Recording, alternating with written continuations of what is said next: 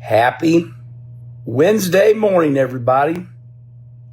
I'm out here in Sturgis, laid up in the hotel room early, watching a little TV, made me a coffee, and yes, put that glorious Sunoco race fuel decal on.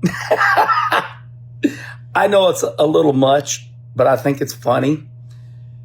There's always some new people, and I want to say I like you new people coming on here saying, Wallace, don't your hand get tired of holding that coffee cup up?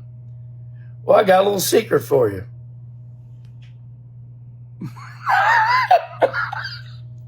Always tuck the elbow in. I'm not holding nothing up. It's just sitting right there. And yes, Sunoco Race Fuels, they sponsor me. And do you know that Sunoco Race Fuels, gosh, oh man, they've been with me almost 20 years. So, yeah, the only fuel that I race, Sunoco Race Fuel Blue 112. So there you go. I finally addressed it. And when I look through the comments section, there's always that one smartass. Hey, Wallace. Hey, by the way, before we get to the subject matter of the day, you know when I say, hey, Wallace, hey, and you put a little twang to it. That's what my mother used to say. Mama still says that. And I love you, Mom, if you're watching.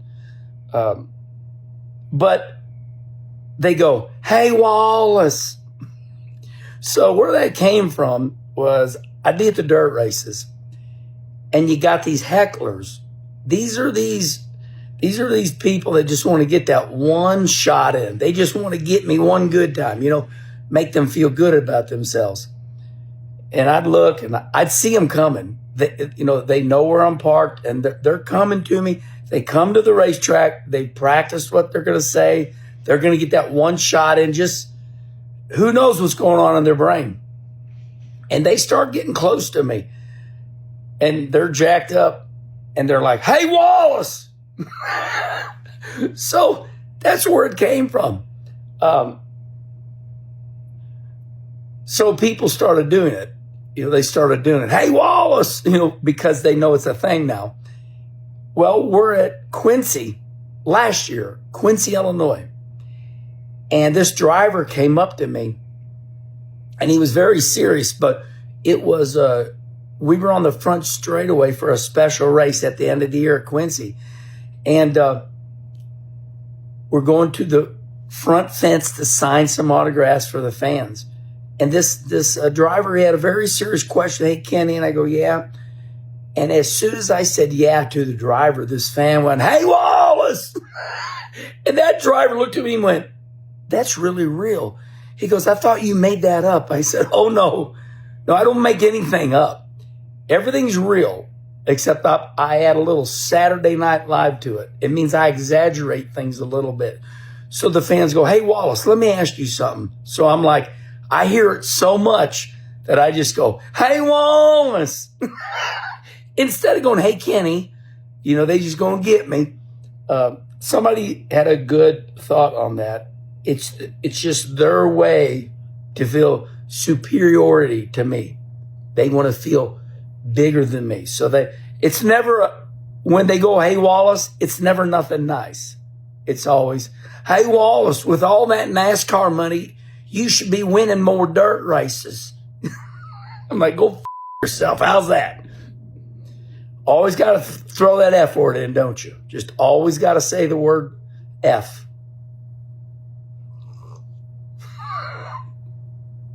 Okay, subject matter of the day. It's a tough one. Wrecking our race cars.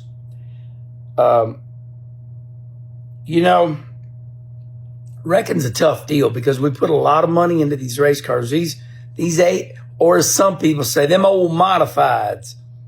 I always take a person that wants to see my race car. I always take them to the rear of my race car because the rear is where an A modified is really just like a dirt super late model. That's where all the geometry is. They look really good. The rear of the car is a very expensive part of an A mod. The front of the car is they make you run a stock clip because they want to keep the car dumbed down, to make it be a lesser series. But the fact of the matter is an A mod is a very expensive car. It's about a $45,000, roller, $35,000 motor. And that's what everybody's going to spend. Anybody that's running good, that's what they're going to spend.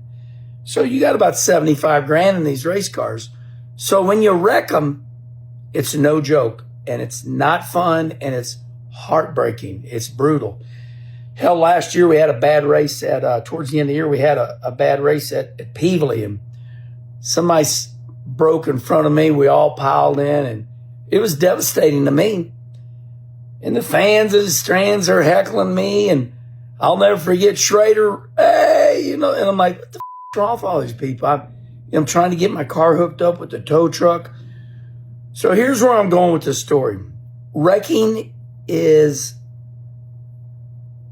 it hurts like hell because you got so much money and so much effort, labor put into these cars.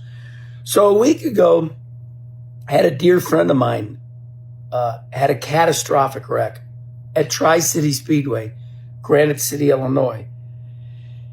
And we're parked next to each other, and I run second. I had a good race. But, I finished second. I go through tech inspection. I go back to the pits. And right away, I'm thinking, show respect. Don't show my happiness for running second. I was very happy I run second. It was a good race. There was a lot of hot rods in it. So anyway, I pull into the pits. I get out, and my guys come to my car, and I said, don't be happy. We want to show respect to the guy that just had a catastrophic wreck next to me. So I get out right away, and I walk over, and I go, what can I do? What do you need? And that driver became so emotional, he walked away and had to gather himself up. He was I made him emotional because I said, how's Kenny going to act? Because he's parked right next to me. He had a good race. I had a bad wreck. Well, I've been there. I've wrecked my ass off. I've been to the JEGS plenty times, and I know what it feels like. It hurts. The last thing I want is some son of a bitch coming wanting to talk to me. When I wreck, stay away from me. Don't even talk to me. Don't come around me. Don't wait for me to get out. Don't be around me. That's the way it really is. So I'm assuming that when I got out of my car and I went over to that driver and I said, how can I help you? What do you need? With a face serious like this. About started crying, walked away, didn't want his mom and dad, nobody to see him, gathered himself up and, came back and gave me a big hug and thank you. And so I helped him and we got things rolling, and now he's getting his car fixed. But I gave him a little speech that the great Dick Trickle taught me. I said, Ryan, let me pass down to you what the great Dick Trickle said to me when I wrecked my balls off in Canada. I was at Senair, Montreal, up there in Canada, Senair Speedway. Had a dog leg back straightaway, and I swear I was running 200 mile an hour through that dog leg. You want to hold it wide open through the dog leg. Well, a guy blew a motor in front of me. And that back in 1987, when you blew a motor, it was catastrophic. Was going everywhere. Rods were flying out the bottom of the motor, and I ran over part of the blown up motor, and I blew a left rear tire, and I wrecked. I hit so hard. It was devastating. It was that, hell, me and Kim were living in a single bedroom apartment. I had all my money I had in that race car. And I was working for a living at Uncle Gary's and my dad's, OK Vacuum, janitorial supply. We'd leave late on Friday and make our way across the border. So anyway, I'm racing up there in Canada, and the great Dick Trickle was testing me. He came to me, and my car's sitting there destroyed. Front clip broke, rear clip broke. Now I'm going to have to go to Dillon's, and I'm going to have to get this car fixed. Dick Trickle looked me straight in the eye. He took a cigarette. And he went, well, how Trickle could do. What are you going to do now, boy? My boy. What are you going to do now, my boy? I looked at Dick Trickle right in the eyes. And I said, I'm going to fix this son bitch, Dick. I'm going to fix it right away. And Dick Trickle looked at me and goes, that's what I wanted to hear. So Reckon's a son of a bitch. To end, Rick Knoyer, he's been dominant, been kicking our ass lately. But on Sunday, he had a pretty good wreck. And he got on Facebook and he said, man, I wrecked so bad going for the lead. But I saw it. He was going for second. And weed holder broke in the back straightaway. And poor Knoyer, he had hit the wall. Everything was bad. Guys were flipping. This was on Sunday at Quincy. And, Rick made a nice post, and I responded. I said, Rick, I'm going to tell you what Brother Rusty said to me. Welcome to the big time. So in the ending, wrecking is no joke, and here's why. Because we put so much work into these race cars and so much money. I guess the moral of the story is this. When you wreck, just fix your race car and go again. Because we all wreck. And may the Lord be with everybody that has wrecks. Because Lord knows I've been through them. I'll never forget, to end, I'll never forget Lincoln, Illinois, about 3 years ago. Michael Long broke a drive shaft going down the back stretcher. Something broke on Michael Long's car. I turned left, and who was it? I forgot. They stopped. I turned left, and it cleaned my right front off. And when the right front tire come back, it blew the clip off. I had to drive that. I had to strip that car down, nothing, and drive that son of a bitch down to Nick Hoffman's. And with Nick and with the crew, I was right there with them every step of the way. Reckon's a son of a bitch, guys.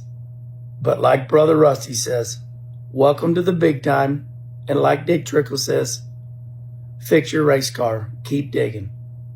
And it does hurt. Have a great Wednesday, everybody.